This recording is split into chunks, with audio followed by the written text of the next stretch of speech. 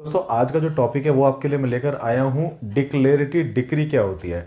Declarative decree जैसे कि नाम से पता चल रहा है आपको, इसमें डिक्लेयर किया गया है। क्या डिक्लेयर किया गया है, तो इसको समझने के एग्जाम्पल से, जब भी आपकी किसी से फाइट होती है किसी प्रॉपर्टी को लेकर या किसी कानूनी अधिकार को लेकर, तो आप चाहते हैं कि कोर्ट आपको एक डिक्री दे दे, यानी कि आप कोर्ट से डिमांड करते हैं कि मुझे एक डिक्लेरेटिव डिक्री दे दी जाए ताकि पब्लिक को मैं दिखा सकूं कि भाई मेरा कानूनी अधिकार है इस चीज के ऊपर।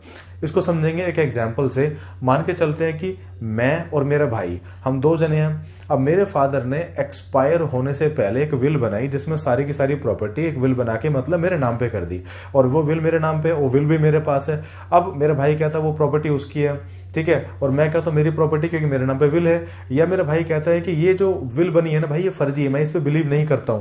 तो वो अगर बिलीव नहीं कर रहा है तो ठीक है, नहीं करता है। अब मैं क्या कर सकता हूं, मैं जाऊंगा कोर्ट और कोर्ट से डिमांड करूंगा कि मुझे एक डिक्लेरेटिव डिक्री दे दी जाए।